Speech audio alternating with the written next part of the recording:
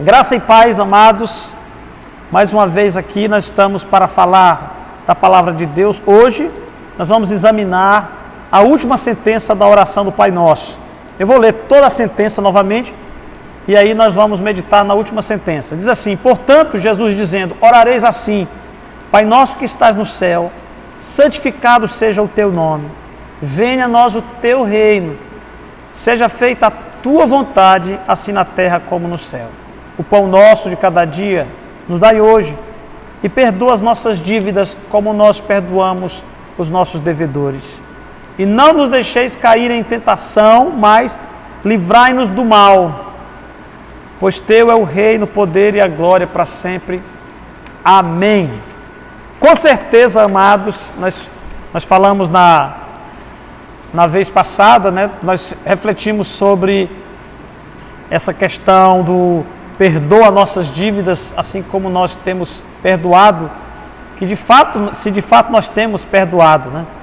Então vimos a responsabilidade grande dessa oração, mas essa última sentença, nesse pedido, que diz o versículo 13, não nos deixes cair em tentação, mas livra-nos do mal ou do maligno, porque teu é o poder e a glória para sempre. E nós nos deparamos com essa sentença que mais parece assim um pedido de socorro, na verdade, né? Porque nós somos pecadores e como pecadores nós temos o grande desafio que é o chamado à santidade. A Bíblia, a palavra de Deus, ela tem um chamado especial àqueles que andam com Deus para que andem em santidade. Hebreus vai dizer que sem santificação ninguém verá ao Senhor. Então, esse processo de santificação, ele é um processo diário, em que nós estamos ali nos desviando das tentações, nós estamos tentando driblar as nossas fraquezas para andar em santidade diante de Deus. Então, essa sentença do Pai Nosso, ela é muito especial, porque ela vem como um tipo de pedido de socorro a Deus, que nos ajude a andar na presença dEle, nos guardando aqui das tentações e do maligno. Porque nós sabemos que andar com Deus, seguir o Mestre Jesus, é um desafio que produz grandes lutas. E Jesus, sabendo disso, disse que quem quisesse segui-lo devia tomar a própria cruz e andar com Ele. Tomar cada dia a sua cruz e andar com Ele. Porque é um grande desafio nosso. Tomar a cruz aqui é esse enfrentamento que nós temos dia a dia para andar em santidade com o Senhor. Quando Jesus estava lá no jardim do Getsêmani, você deve lembrar que a Bíblia diz que Jesus foi 3 vezes orar. Numa dessas vezes que ele volta, encontra os discípulos dormindo. E aí ele repreende eles dizendo, vigiem e orem para que não caiam em tentação. O espírito está pronto, mas a carne é fraca. Nós sabemos que o espírito humano ele está perfeitamente habilitado para andar com Deus, porque nosso espírito é imortal. A essência de Deus, ela tem um contato muito direto com o nosso espírito, porque nós fomos criados à imagem e semelhança espiritual de Deus. Então, o problema não está no nosso espírito, porque ele está perfeitamente habilitado para essa convivência e o relacionamento com Deus. O problema se encontra justamente na nossa carne, na nossa natureza pecaminosa, que é essa natureza nossa cheia de desejos contraditórios, cheias de fraquezas contraditórias. Então, repare que Jesus volta a repetir a mesma petição. Ele diz, para que vocês não caiam em tentação. E lá na oração do Pai Nosso diz que não nos deixe cair em tentação. Então, aqui há um grande risco, que esse risco ele é constante na vida daquele que anda com Deus, que é o risco de uma queda, de você cair da intimidade, de você cair do relacionamento, de você quebrar a comunhão com Deus através de um pecado, de uma desobediência a Deus. A tentação ela se vale justamente dessa nossa tendência a nos distanciarmos de Deus. Então, essa tendência natural nossa ao pecado e ao distanciamento de Deus, é aí onde mora a tentação, o perigo da tentação. E aí nós temos uma decisão que nós precisamos tomar nesse momento, porque a tentação ela é um chamamento para que nós nos desviemos do propósito de Deus. E nesse momento é um momento de plena decisão para a nossa vida, porque uma fraqueza, uma decisão errada pode pôr tudo a perder.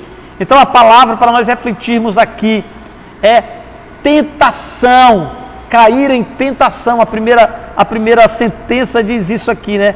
Não nos deixes cair em tentação, sucumbir aos desejos da nossa carne, cair diante de uma provação que venha sobre nós.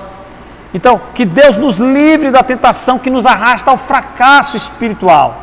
Às vezes uma decisão errada, uma traição, uma palavra maldita, uma palavra dita no momento errado, aquilo prejudica o relacionamento, traz confusão para a nossa vida e coisas terríveis podem acontecer no momento da provação.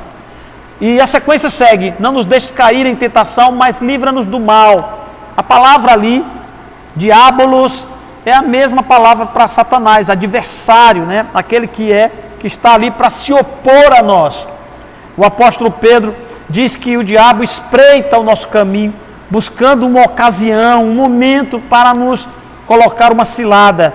1 Pedro 5,8 diz: sejam sóbrios e vigiem, o diabo, o inimigo de vocês, anda em derredor como leão, buscando a quem possa tragar, devorar. Lógico que as advertências como essa são para pessoas que andam com Deus, né?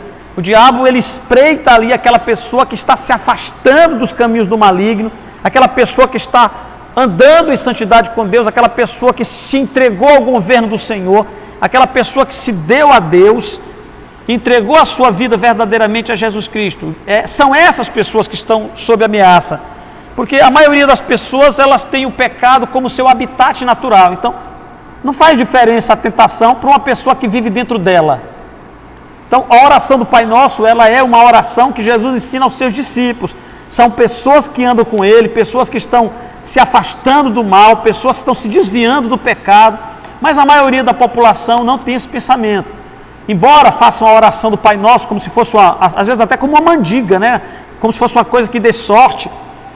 E fazem essa oração por plena religiosidade, mas quem ora essa oração com aquela convicção de que você tem um relacionamento com Deus, aí ela é válida sim, porque é uma contradição de que alguém que vive em pecado e julga dono da sua própria vida, pedir a Deus o livramento da tentação, já que para ela não considera o pecado ou a tentação. Essa oração é ensinada aos discípulos de Jesus, mas de forma prática, a oração, ela também vai exigir daquele que ora uma atitude, uma ação. Pedir a Deus que nos livre da tentação, que nos livre do maligno, que não nos deixe cair nos laços do diabo, ela traz também para nós a nossa responsabilidade, porque Deus não faz toda a ação. Ela é aqui uma bipartite, é sempre uma obra a quatro mãos. Deus é o nosso ajudador. Deus não vai interferir nos nossos erros se nós nos determinarmos a cometê-los. Então, sigamos alguns indicativos interessantes da palavra de Deus. Como eu faço para não cair em tentação?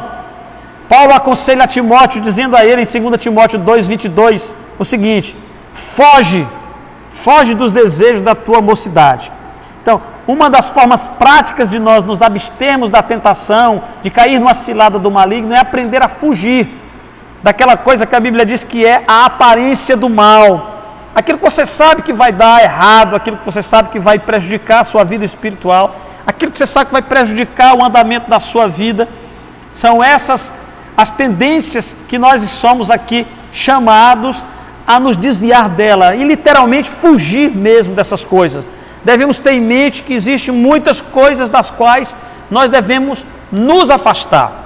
Aí a Bíblia faz várias advertências: conversação que não leva a nada. No Salmo 1 diz que aquele que anda nos caminhos do Senhor não se assenta na roda dos escarnecedores, né?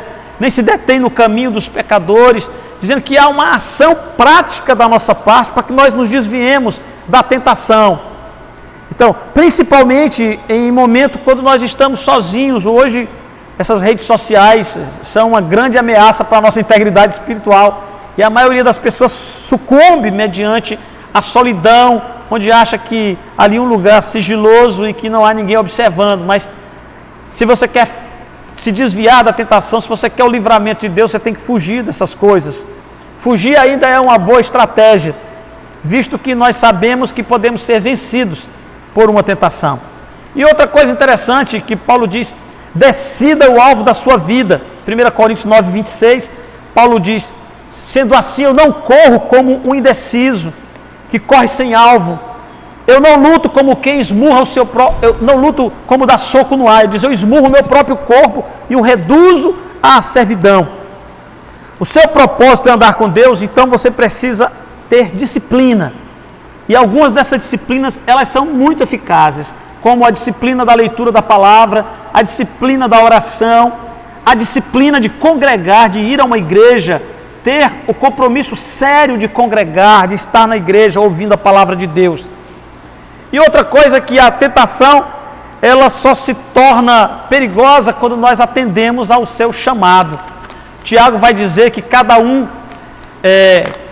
porém, é tentado pela sua própria cobiça, quando essa o seduz e o arrasta. Então, tem muita gente escravizada pelas suas próprias cobiças. Então, tenha muito cuidado com o que você cobiça.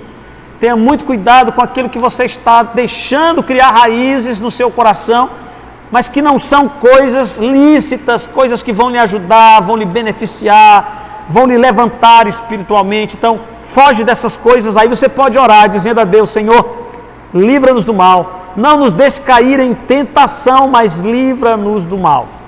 Se você caminhar com Deus, foge dos desejos da tua mocidade. Guarda o teu coração.